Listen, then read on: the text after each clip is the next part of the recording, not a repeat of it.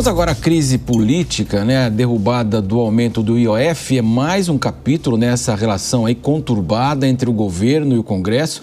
Sobre este assunto, o Jornal da Manhã agora vai conversar com o cientista político Márcio Coimbra. Muito bom dia, Márcio. A gente observou, então, toda essa questão agora foi judicializada, né? A questão da decisão do governo de aumentar o IOF.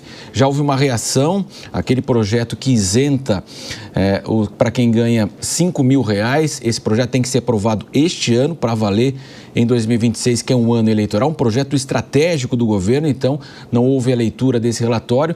Então, aparentemente, nós temos aí esse embate. Como é que o senhor avalia toda essa situação? Seja bem-vindo. Bom dia. Bom dia, obrigado pelo convite. Uma satisfação enorme estar aqui conversando com a audiência da Jovem Pan.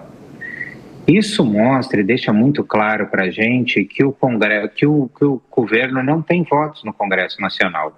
Quando ele apela para o Supremo Tribunal Federal, isso mostra que ele sofreu uma derrota política e que ele está buscando em um outro fórum, onde ele acha que tem maioria, que é o Supremo Tribunal Federal, a concretização do seu projeto. Porque no Congresso Nacional isso não existe. A derrubada do projeto do governo, ela se deu de maneira muito humilhante. E num primeiro momento, em função da urgência e logo depois pela votação célere nas duas casas do Congresso Nacional. Então isso mostra que o governo está completamente vulnerável, sem uma base no Congresso Nacional, e o que a gente pode perceber disso tudo é que a liderança do governo no Congresso Nacional, e bem como também a Secretaria de Relações Institucionais, acabou se tornando uma peneira nessa história toda, ou seja, tudo passa por eles. Eles não conseguem controlar uma base, eles não conseguem controlar os partidos que fazem parte do governo e que indicam ministros com votos a favor no Congresso Nacional, ou seja, a base está esfacelada e a tendência do governo Lula é de não conseguir aprovar nenhum projeto importante daqui por diante. Professor, bom dia para o senhor também, obrigada pela entrevista. Já puxando esse seu gancho da sua fala, né? A gente vai entrar agora no segundo semestre do ano. Pelo que eu entendi, então, você vê chances do governo conseguir ter fôlego, ter margem para recompor sua base, evitar novas derrotas a partir de agora, ou o cenário é mais pessimista? Então, aponta mais embates, mais paralisia política? Olha, é um cenário extremamente pessimista para o governo, mas eu não estou falando somente do governo Lula. O que a gente percebe, e o instituto que eu presido, o Instituto Monitor da Democracia, nos seus observatórios, tem observado isso ao longo dos anos, que desde o governo Dilma, o Congresso Nacional tem se tornado cada vez mais independente do Poder Executivo. O que eu quero dizer com isso? É que lá atrás, no primeiro mandato do presidente Lula, o Congresso Nacional ele detinha 7% do valor do orçamento.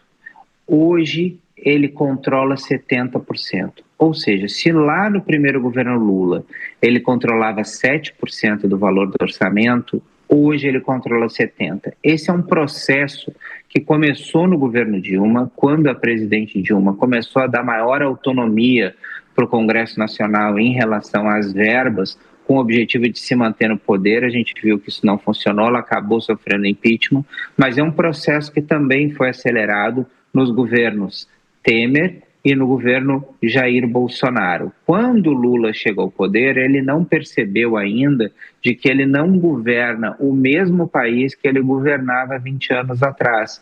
Ele governa um país que tem regras completamente diferentes de relacionamento entre o poder executivo e o poder legislativo, e que os tradicionais instrumentos de barganha do presidencialismo de coalizão, que ele tanto fez uso nos seus 2 primeiros mandatos, eles não funcionam.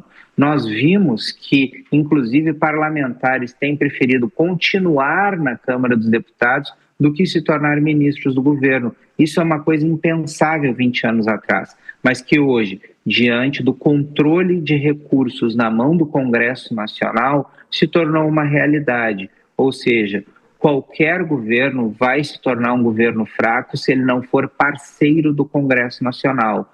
E como nós temos um Congresso que tem uma maioria diferente da orientação do governo Lula, o governo Lula vai ser vencido daqui por diante em qualquer votação que o Congresso assim desejar. Márcio, agora a pergunta do nosso comentarista Mano Ferreira.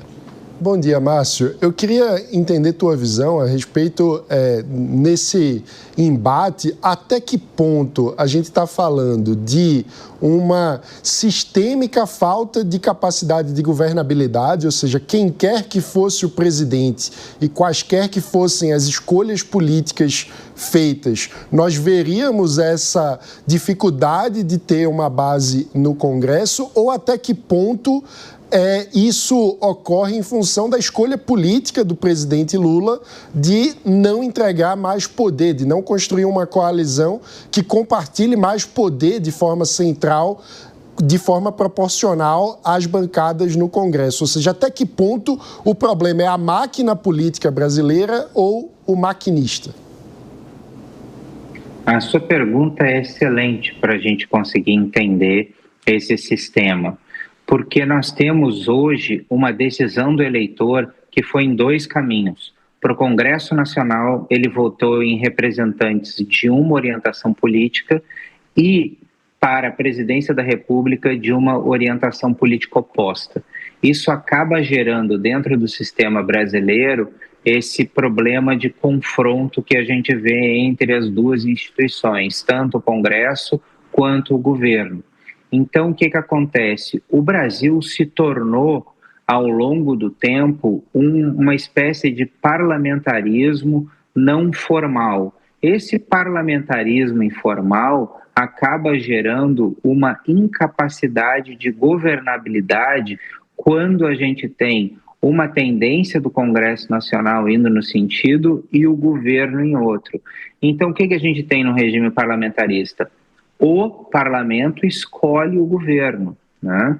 E o eleitor escolhe o parlamento. Então, o eleitor escolhe o parlamento escolhe o governo.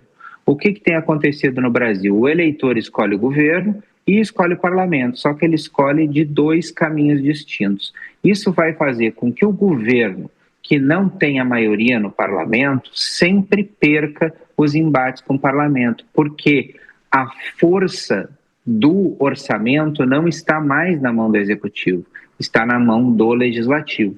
Some-se a isso um ponto que você trouxe que é muito importante, que é a gente olhar a capacidade também do governo de criar maiorias e aprovar os seus projetos.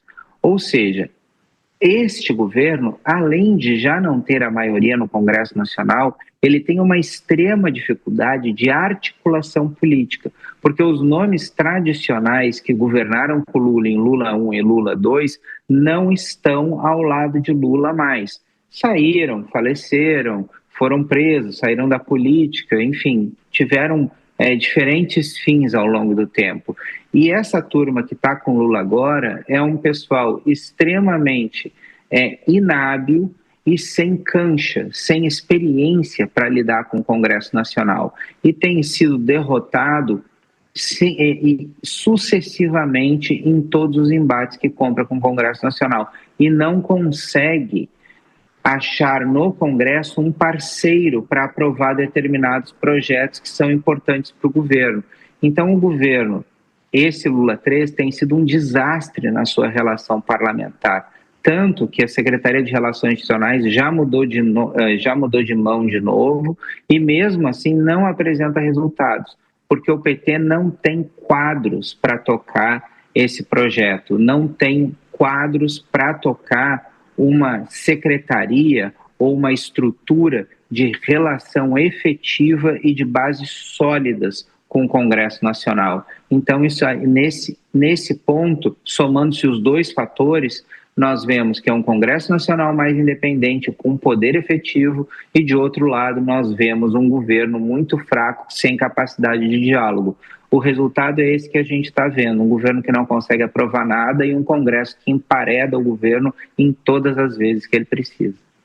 Professor, mais uma pergunta agora do nosso comentarista Gesualdo Almeida. Mas essa decisão do Congresso de derrubar o aumento do IOF, qual sinal foi dado? Um sinal técnico para o governo, não aumente mais impostos, faça o ajuste fiscal que tem que fazer? Ou foi uma decisão eminentemente política para mostrar a hipertrofia do Congresso? Gesualdo, a pergunta é excelente, porque ela mostra exatamente isso que você colocou. A gente está muito menos, quando a gente fala em termos de Congresso Nacional, o Congresso muito menos preocupado em mostrar uma estabilidade fiscal ou alguma forma de controle das contas públicas, e ele usa esse discurso, mas muito mais ele está mostrando o seu poder, e com este poder ele força o governo a soltar um poder que o Congresso ainda não tem, que são as indicações para cargos estratégicos que controlam recursos que são muito grandes, por exemplo, estatais, indicação para nomes de agências reguladoras. Ou seja, quando você cria essa dificuldade, você vende a possibilidade de facilidade. Então, o Congresso está mostrando que tem poder e que se o governo não atender às demandas, às indicações dos presidentes da Câmara e do Senado Federal, em especial, e das lideranças ali que os sustentam, o governo não vai conseguir aprovar nada daqui por diante. Esse é o único poder de barganha que sobrou na mão do governo federal, que são as indicações, as estatais e os nomes que controlam vastos recursos estratégicos que os partidos querem controlar, e também o poder que eles têm dentro das agências reguladoras. Então, no final das contas, é o Congresso mostrando a sua musculatura, o Congresso mostrando que pode, o Congresso mostrando para o governo que quem manda nessa relação já há algum tempo é o Congresso, e que o governo vai ter que ceder se não quiser viver um desastre, especialmente quando a gente está falando de um período que a gente está embarcando agora, que é um período pré-eleitoral praticamente. Márcia, a sociedade fica preocupada porque o Congresso que deveria representá-la, né, que você está mais preocupado em brigas políticas, e a sociedade vai ficando, infelizmente, no segundo plano, infelizmente mesmo. Conversamos então com o cientista político Márcio Coimbra neste Jornal da Manhã. Márcio, muito obrigado. Eu que agradeço a participação de conversar nessa manhã no Jornal da Jovem Pan com toda a audiência do canal. Muito obrigado. Bom dia.